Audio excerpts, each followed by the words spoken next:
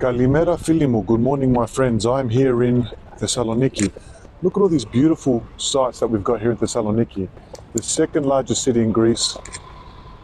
So much history. I just wish there was an archaeologist, someone that could take us around so we could, learn about all these historical monuments and the ancient part of Thessaloniki. Who's this? Hey, how are you, mate? Who would have thought you could find an archaeologist at a cafe here in Thessaloniki? Reading my own book. It must be a good book if you're reading your own book.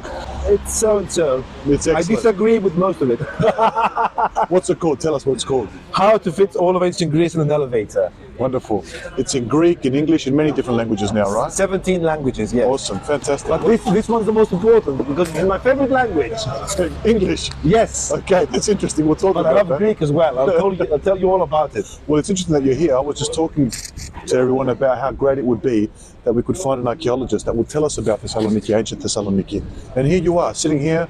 I didn't even expect to find you here, to be honest. I'll tell you everything about it. I'm sitting here and reading Yes. because I'm right next to where the ancient public city library would be, right by my side over here, Okay. under the ground. We'll go for a walk. That's the region of the ancient Agora, and that's where the library would be, the public library of the city in ancient times. So you feel like you're in a library atmosphere here? It feels like continuing a tradition that lasting more than 2,000 years to be reading on that book. Yeah. I want to get a copy of that book actually one day. You can have that one. Can I? Yes. Not all superheroes wear capes, and not all archaeologists have a whip. Wapa! But you probably want one. Do you need a whip when you're digging archaeological sites? You know, why would you need a whip? That's a good point. You need a spade. Spade. It's not as Not as cool. Yes, not as cool. But have you ever come across booby traps in any of your archaeological sites? Booby traps, when you have to be careful to... Never. Never? It's the exact opposite. It's like, have you watched courtroom dramas? Yes, yes. In real life, Yes. it's never objection, overruled. It's never that. like that. So it's the same in archaeology. It's a very boring process, let's say, okay. but the results are fascinating. Okay, we'll talk about that today. Exactly, It's awesome yes. meeting you. Thank you. You've also ordered me a cafe that's half drunk. Someone else must have been here before me. Yes, a raccoon came in. Okay. We'll go for a walk and have a chat about Thessaloniki. We did it a year ago as well, but we're going to learn about new things this time around. Exactly. How Not just exciting. about Thessaloniki, Ah. but ancient Greece in general. Wonderful. We've had our coffee. Yes, We've had our chat. We We talked are- about the book. We're ready to go. pumped up, ready to go. With coffee, anything is possible in this world. Exactly, yes. Greek coffee. Not Greek in the sense of Greek coffee, but Freddo. What we, yeah, it's a Greek invention. We use Italian words for it. Exactly. Freddo, cappuccino, espresso, but it's a Greek coffee. Greeks love coffee, Yeah, that's right. and they've invented the iced coffee. It's actually perhaps our greatest invention as modern Greeks. Well, that's Yeah. maybe. Not a thing to be proud of. We can create more culture though, because that's what we do. Yeah. I mean, diachronically through the ages, Yeah. Greeks are good at that, creating culture. Creating. Do you think, here's a question, because everyone knows about the things that Greeks have created in the past.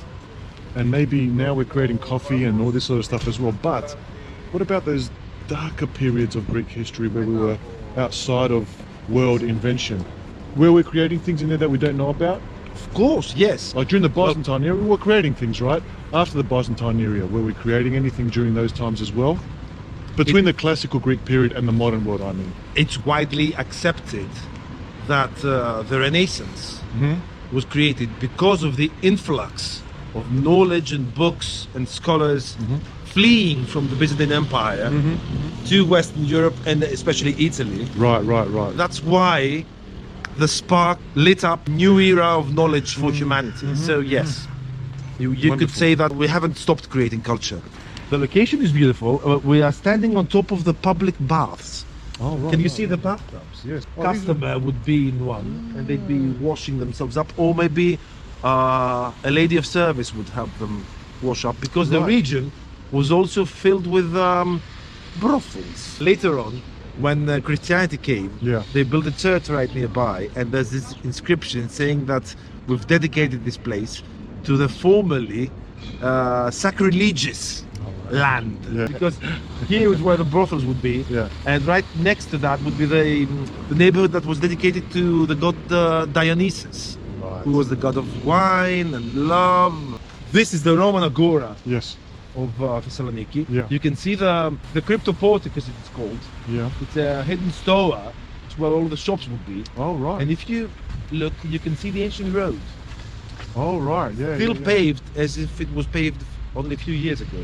Yeah. It's marvelous. The Agora would be on a higher level because Thessaloniki was built on various Levels. stepped levels. Oh, Yes, right, elevated plateaus. Yes. And that would be one of them. It would be colonnaded on all four sides, Right. extending beyond the edges of what you see now as the archaeological site. You can see the columns. And you'd have mostly public buildings in it. And The articles? repository where the things documents would would be kept, yes. The library would be at the other end of it. The Roman Agora would be over there. And imagine that filled with the various vendors selling produce, selling fish and meat, and or maybe... Clothing, things like this. Yes, definitely. Do you see how part of it is Tiled. Yes, exactly. These are marble slabs. Marble slabs, yeah. And there's this funny story, this incredible story. During excavation, one of those slabs, that are ancient marble slabs, tipped over. Right. And they realized that it had a poster on the other side, an ancient poster advertising gladiatorial games taking place in Thessaloniki. Wow. And it would have painted pictures of gladiators fighting each other, fighting wild animals. It would have the inscription saying that don't miss out. New gladiatorial games in our town this weekend, so and so, courtesy of our Lord, so and so. And it's amazing because it's a poster for an event. Gladiators from ancient Thessaloniki. Yes. Tipped over. Yes. Is it inscribed on the stone? The inscription is inscribed. The pictures are painted Are they painted on there? on the marble, Amazing. which later on was reused, recycled and reused to pave Right. the floor of the Agora. They just turned it upside down so you couldn't see it. Exactly. Who knows what else is underneath them? If I tipped over that stone, what else would be under there? You can never tell. You can never tell. Yes, that's what's fascinating about archaeology. Yeah. And Thessaloniki mystery. has so many levels, not Yeah. just Thessaloniki, any ancient town, Yeah. city. Because Thessaloniki was created and was incessantly a metropolis and a huge, important city Yeah. of the world. Right. Between what periods are we talking here? It was founded in 315 BC by King Cassander, Yep. and it continues to live on ever since. It was an important city in ancient times, Greek times, in Roman times, in Byzantine times, in the Ottoman Empire. After that, it's the second largest Greek city, and its history is fascinating. You might be wondering why I'm dressed up like this. I was going to ask, why are you dressed like Yeah, like an onion, as we that? Like say an in Greek. onion. Yeah, like Many an onion. layers, many Yeah, layers, yeah. because it's cold in Greece in winter. It's cold. It's a myth that Greece is always cold. sunny and warm. That's right, that's right. Especially as you go north, right? Exactly. Well, Thessaloniki, the region of Macedonia, northern Greece, has a more continental climate. It's not as Mediterranean as you'd find in southern Greece. But Greece in general has hot summers and cold winters, and that's how the weather would be in ancient Greece as well. Right. This thing that unnerves me, we don't see any ancient Greeks dressed up in winter's clothes. We do. You just have to watch. Imagine Right. being 40 degrees Celsius, 100 degrees Fahrenheit, and walking around dressed up with cloaks and everything. Just like nowadays, you wouldn't go to a photo shoot like this. No. You'd wear your good clothes, perhaps, if you have a good body, and they did, you'd be Right. a bit semi-nude, let's Right, say. right, You right. want to promote your own beauty, so you wouldn't have a hat and a Yes. scarf and everything. Tracksuit on or whatever. Exactly, You know? yes. Yes. Okay. And you'd keep warm quite easily, as they did before the advent of electricity in our houses, with fireplaces, with big thick walls in the houses that would keep temperature quite stable inside, yeah. and with wool clothing as well. Yeah. Would people keep their houses warm in ancient times by heating bricks and stone? That would be a common practice for rich houses in Roman times and for public baths as well. They would have the same thing we use today for floor heating. In Right, ancient Greece, they ancient Rome. would use mostly either permanent or portable fireplaces. Magali. They would put coal in it. It would heat up the room that they would spend most of their day in. Right. For a very long time, for thousands of years, it seems the same technology was used. Only recently has that changed. Exactly. Even up until maybe 100 years ago. Exactly, That's how people yes. kept warm, right? People kept living up to the 20th century pretty much as our ancient ancestors. That's did. amazing. Yes. The auditorium over there. Yeah. It's a venue used for various purposes, either musical events or public hearings or anything. Right, You see all these niches. It'd have more of that. There'd be a statue in each one of them. Right. And mostly in auditoria and ancient Greek and Roman audience, they would use statues of the muses. Right. And one of those statues was found during the Nazi occupation of the area. That's where the stables would be. Right. And it was taken away. And where? it was kept at a salt mine in Austria. Right. And repatriated in Greece about 20, 30 years ago. Which statue is this? We call it the small Herculaneum woman, which has a funny story behind it, but that's another story. Okay, I'll tell you all about it. Yeah. It's not a very impressive statue, but still, it's a statue of a Greek woman wearing a cloak, Right. just standing there in a very specific position. And it represented, most probably, one of the muses that would decorate the Roman auditorium. Fascinating. That would be all roofed. It wouldn't be an open theatre. Oh, right. Yes. Even this area here was all covered? No. this was Just, open. just that one. Just the auditorium. But people would come to this area to do their shopping, to go see a performance, whatever else. This is the Agora, the Agora. Yes. But then their houses would be elsewhere. They would go to the suburbs, outskirts of this area to go live. That's where their houses were. Exactly, because Have we found their houses? We found some houses as well. we have found some houses, Right, yes. right. Not much of ancient much. Thessaloniki has survived because when the Great Fire happened in 1917, the archaeological service was very poor. They didn't even have a cart. They begged the government to give them a cart to help excavate as much as possible before the rebuilding of the city.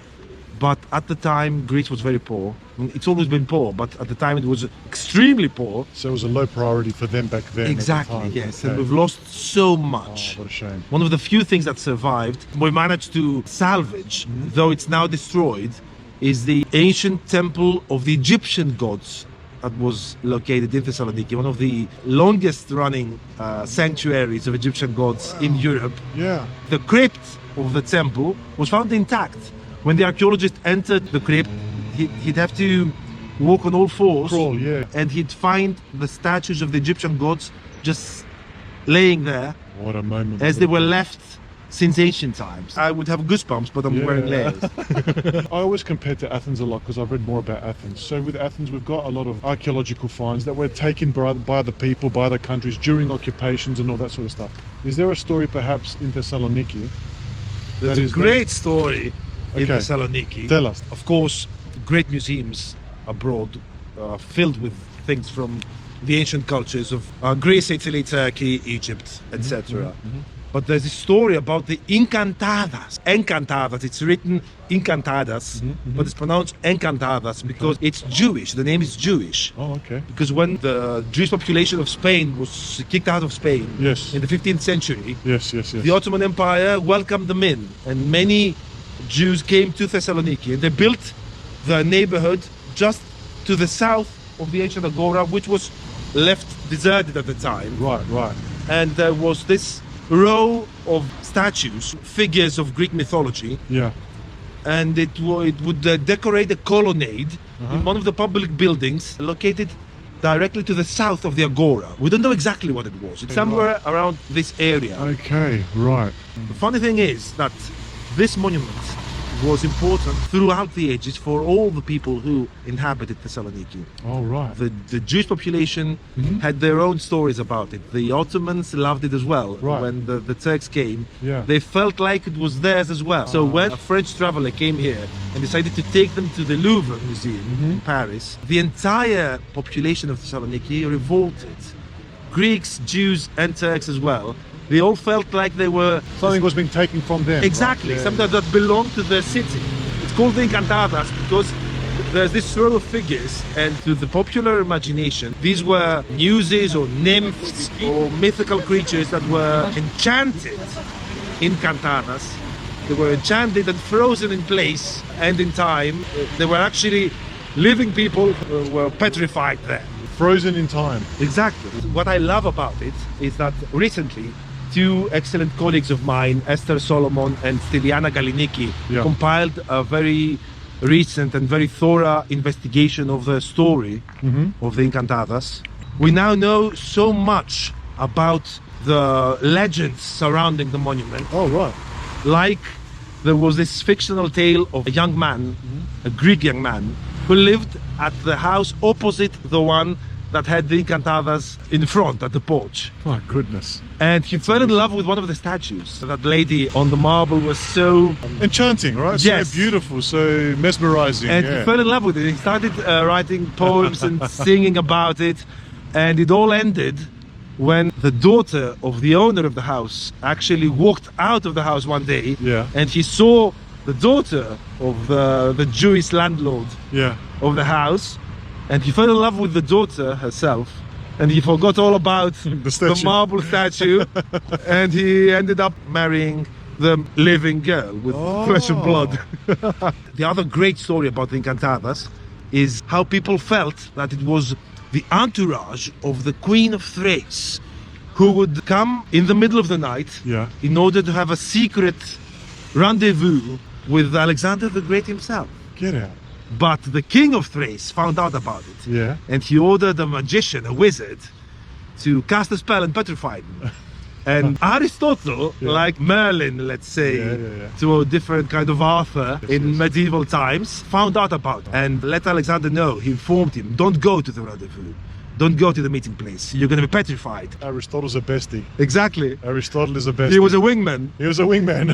Best wingman ever. Wow. Alexander didn't show up and wasn't petrified, but the Queen of Thrace with her entourage were actually petrified there, and that's what the Encantadas is. Which, of course, it's all made up. But it's a nice story. It's a nice story. It's a nice story. Being an archaeologist, what is something that you find most interesting, other than the facts and historical dates and things like that? These stories seem to give these historical moments life, because it creates like an emotional connection between us and the past. Exactly. It's the people. It's the story of everyday people. It's it's finding a pot with a very crude inscription on it. The thought that my fingertips ran along the same surface that an ancient hand would write something that meant something to them. Either love, hate, worry, fascination, excitement. That's what. And that's the part that we don't know much about, just the general population, I mean, because we hear about the big names, the big stories. Archaeology is about missing pieces, filling in the gaps. Okay, but every little piece counts in this great puzzle of human history and experience. Theodore, where have you brought us now? We're just walking, I'm following you. What is this place? This is a marvelous monument called Panagia Chalkeon, Our Lady of the Bronzes. Lady of the Bronzes? Yes, exactly. It has an inscription that says it was dedicated to this previously sacrilegious area, because this region in ancient times was called Phallos, which means male genitalia. Oh, right. And it was dedicated to Dionysus. Oh, right. And as you can understand, Christianity tried to cover this up. What's amazing about this, though, is that it was called Panagia Chalkeon, Our Lady of the Bronzes, because this region was where all the metal working would take place in ancient times. And that continued in the Byzantine times, and in the Ottoman times, and in modern times. You'll still find shops around here about metal working. Chalkino is bronze, right? Chalkino is bronze, but it means metal working in general. In this context, yes. But that's the Byzantine level of the city. And it's amazing how through the ages, through religions changing, the places still have the same aspect, the same notions, the same meaning to people. And this is where metalworking would take place incessantly throughout all those periods. 2 millennia. 2,000 years. Yeah. I remember still having shops here where you would fix your bronze vessels, You remember that? your cooking vessels. Yes, still 2,000 years of history in front of you. In the same location where these places... Still living there. Still existing, This is like looking in an ancient or Byzantine or Roman household. I imagine you get this question a lot. This area like this, what is the projection? What is supposed to happen with a site like this? Does it just stay like this? 20 years from now, 40, 50 years from now, what's the goal for a site like this? Does it just stay there, or does it become a museum? The main point is to preserve it and Right. salvage it for posterity. Okay. Of course, many people would see it like this and say it looks like kind of deserted, abandoned. Yeah. And I'll give them that. But keep in mind that the Archaeological Service in Greece has so many hungry children and just a small amount of food to give to each one of them. Right. So you have to focus on what needs salvaging urgently. When you say 100 children, you're talking about projects? Archaeological that sites, Right. museums, remains, artifacts, whatever. And people come to me all the time through my social media, all the time, saying, I went to this archaeological site and that archaeological site and it seemed abandoned, it seemed deserted. Shouldn't somebody do something about it? And we're like, yes, you should do something about it. Because as a public, as a nation, we point fingers to the archaeologists, do this and do that. Yeah. But we never ask from our local or central government to do something about it. Right. The citizen has power in numbers. If we Exactly. all got together and sent a letter to our local office, It's not an excuse for the archaeologists, archaeologists No, no, or no, the no. other officials were struggling as well. Yeah, of course. At some point, this would be and will be a great accessible archaeological site with information points, with various routes you can take around it. But it's not the most urgent thing right now Right. for archaeology Yeah. in the city.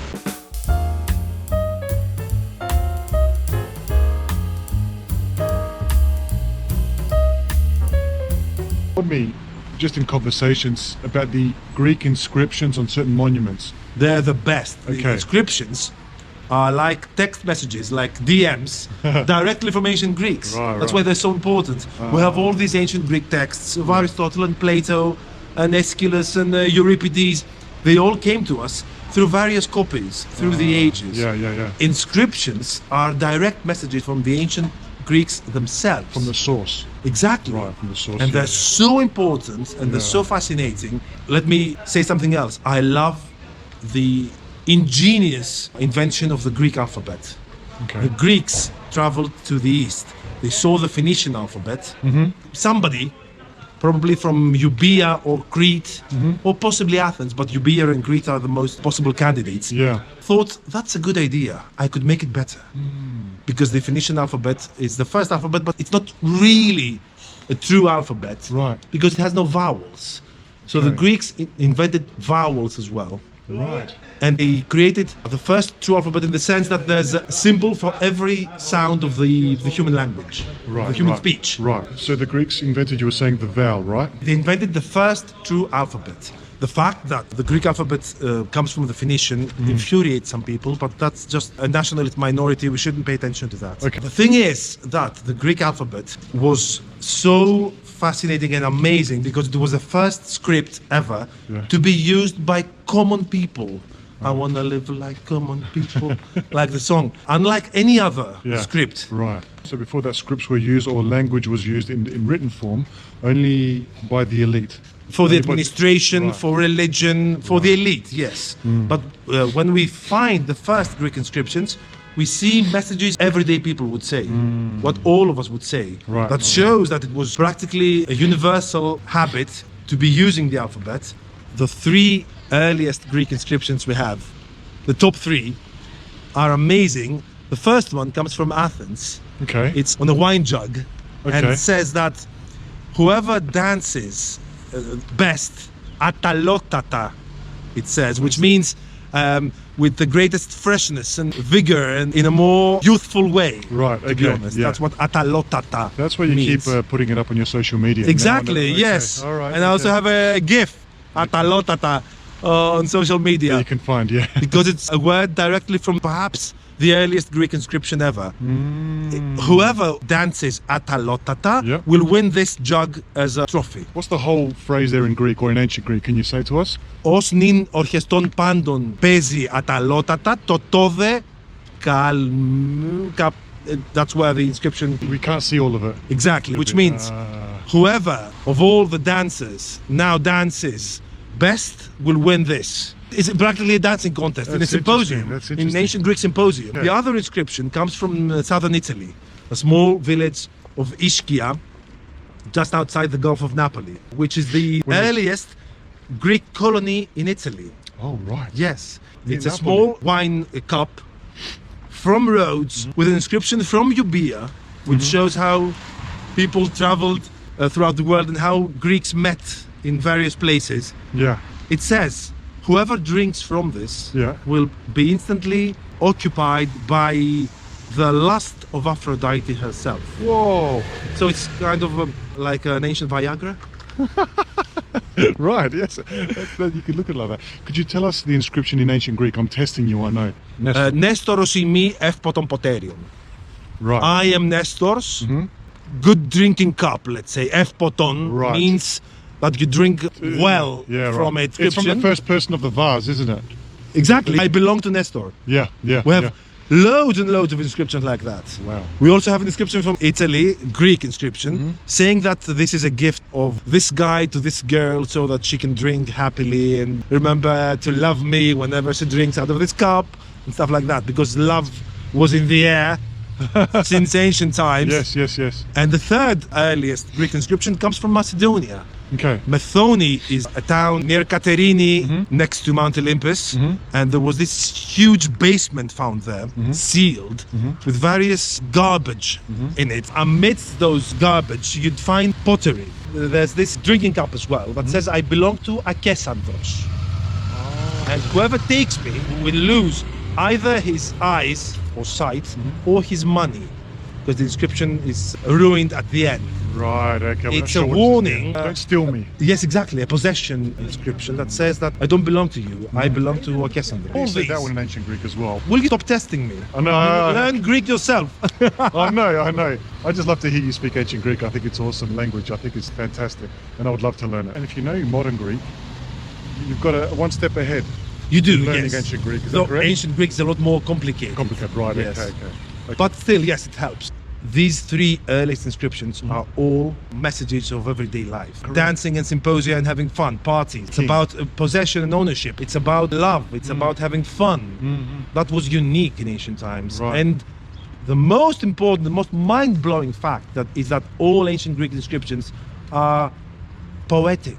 They're written like poems. In stanzas almost, right? Exactly, Even yes. like Homer's writings and the tragedies were written in poem form. Which were aren't they? created at the time when these three inscriptions were actually written. Right. We're talking about 1000 BC? No, we're talking about 750 to 700 BC. Right. Typically, it's called the geometric era because of the geometric patterns on the vases. You can use any writing system to write any language. It's what fits best. Right, And the okay. Greeks, the ancient Greeks, in the geometric era, they got inspired from the Phoenician alphabet and they invented an even better alphabet Right. to fit their needs and their language, the sounds their language had. Because this language and the script that came with it was used for all the great achievements of the ancient world, philosophy, literature, theater, Math. sciences, math. This all ended up creating the cradle of whatever is good and worthy in Right. Western civilization. Pardon me for saying that. I know I sound a bit. No, we're trying to get to at least some sort of fact because everyone says whatever they want to say. So for me, it almost seems like, Greek is a language that came at a certain period of time where there was some success in the Greek world with theatre and maths and sciences and many progresses in the world.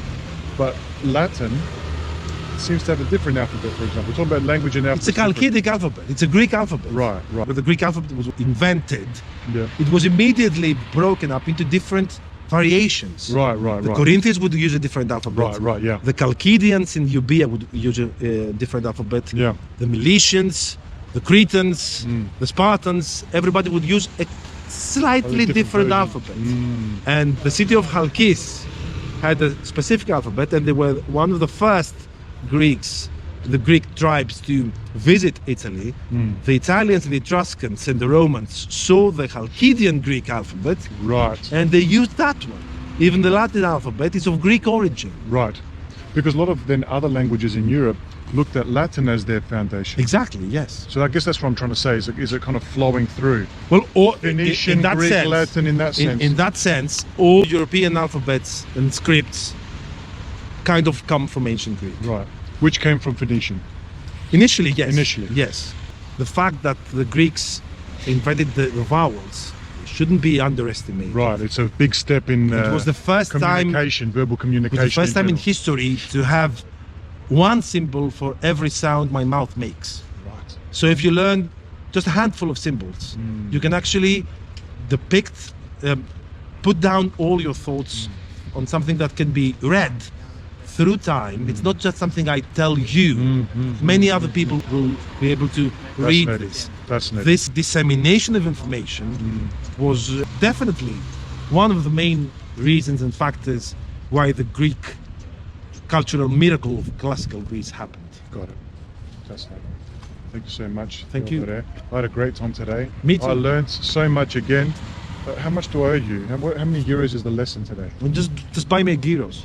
Gyros, okay. Are you a hirino, or are you pork gyros, or a chicken gyros person? A pork gyros. Pork gyros. Pork gyros, Because definitely. overseas in Australia, for example, they all think that we have lamb gyros because it's lamb or chicken in In Australia. America as well, and I was wondering, Yeah. why is that? I don't know. We never have lamb We don't have gyros lamb here. gyros. I know. I try to explain that to people in Australia. They don't believe me. Whenever they have commercials about gyros, Greek lamb gyros. That's how they advertise it. But I we don't guess have- because lamb is universal, pork is forbidden to some various maybe. religious groups. Thank you so much. Appreciate it. Take care, Until mate. next time.